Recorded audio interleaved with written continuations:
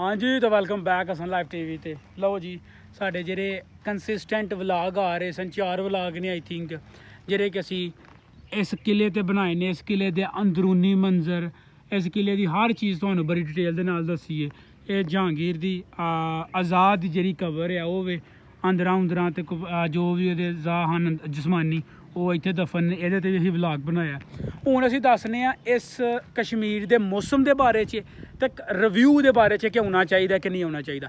ਪਹਿਲਾਂ ਸਭ ਤੁਹਾਨੂੰ ਦੱਸਦੇ ਨੇ ਤੇ ਉਸ ਤੋਂ ਬਾਅਦ ਅਸੀਂ ਦੱਸਾਂਗੇ। ਸਾਹਿਬ ਇਹ ਤਾਂ ਜ਼ਰਾ ਲਾਈਟ 'ਚ ਆ ਕੇ ਜ਼ਰਾ ਦੱਸੋ ਹਾਂ ਰਿਵਿਊ ਸਭ ਨਾਲੋਂ ਪਹਿਲਾਂ ਸਾਹਿਬ ਇਹ ਦੱਸਣਾ ਵੀ ਕਿ ਕਿਲਾ ਤੁਹਾਨੂੰ ਕਿਹਦਾ ਲੱਗਾ। किले के अंदर बड़ियाँ हिस्टोरिकल जगह ने यानी कि जगह भी ने तो जहांगीर की तस्वीर भी है जी हथ नाल बनाई गई है तो उन्होंने मलका नूर जहां दी लेकिन उन्होंने कहा है कि इजाजत नहीं है तुसी नहीं है व्लाग च लै सकते तुसीं वेखनी है तो नैट तो वेख सकते हो। अच्छा साहब ये गल दसो कि जेह्ड़े मैं सवाल एक आम बंदा जेह्ड़ा इस वीडियो नूं वेखण डिया ओह् सवाल पुछदा है आना चाहिए कि नहीं आना चाहिए। बिल्कुल विजिट जरूर करना चाहिए। तो सानू जी प्यारी चीज़ लगी ने मौसम आलमोस्ट 12 का टाइम हो रहा तो धुप च खड़े तो ठंडी हवा तो बदल वेखो उत्ते तो जो असीं आ रहे थे ना रात में हल्की हल्कियां कणियां तो मौसम बहुत खूब मेरे ख्याल टैंपरेचर इतने 30 के अगे पिछे इन्ना ही होना इन्ना ही तो मौसम क्योंकि ऊंचाई वेखो बादशाह भी इस दिनों च इत्थे ना आराम करने वास्ते होंदा भी ठंडा इलाका है उन्हें अंदर जो कमरे बनाए ने हवा क्रास होंदी इंज लगदा जिवें पक्खा लग्गा या कोई AC लग्गा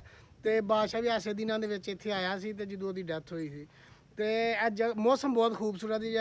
जो विजिटर ने ना जो खास तौर पर इस्लामाबाद मरी जाते उन्होंने अगे रिक्वेस्ट एक दफ़ा इतने जरूर आओ इतों की खूबसूरती चेक करो तो होर वड्डी गल है 0 लाइन ते वाकया हाँ ये हिसाब किताब है। केड़ियां ऐसियां चीज़ां ने जेह्ड़ियां ज़हन दे विच रख के ते होना चाहिए।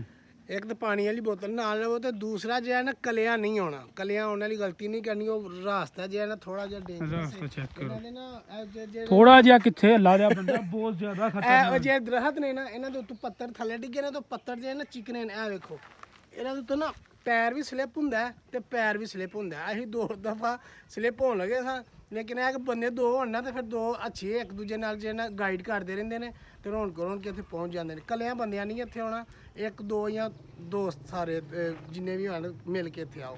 हाँ ये हिसाब किताब आना चाहिए जरूर आना चाहिए भाजी। ये किला बाक्सर जरूर आओ।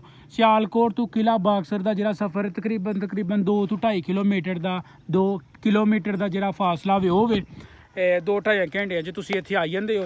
तो टोटल सफ़र की गल करिए तो 108 किलोमीटर का टोटल सफ़र है सियालकोट एयरपोर्ट तो इत्थे किला बाक्सर। हूँ तो मेरे हिसाब नाल पिकनिक वाले भी कुछ आए ने चेक करो तो जरूर आओ। हवा बहुत ज़्यादा ठंडी है जिन्नी गर्मी छड़ के आए हैं ना हम जन्नत लगन दी। किला बाक्सर एक पास से रख दवो व्यू बड़े कमाल दे ने व्यू अमेजिंग व्यू बहुत ही ज़्यादा। इस तो पहले एक पिकनिक पॉइंट है बाबा शादी शहीर तो जे बंदा उत्थे जांदा तो वह भी ठीक है। तो जे तुसीं थोड़ा जरा क्योंकि उत्थे रश बेताश है जे तुसीं इत्थे आउंदे हो ना इत्थे तुहानूं बड़ा ही पीसफुल मौसम लभेगा।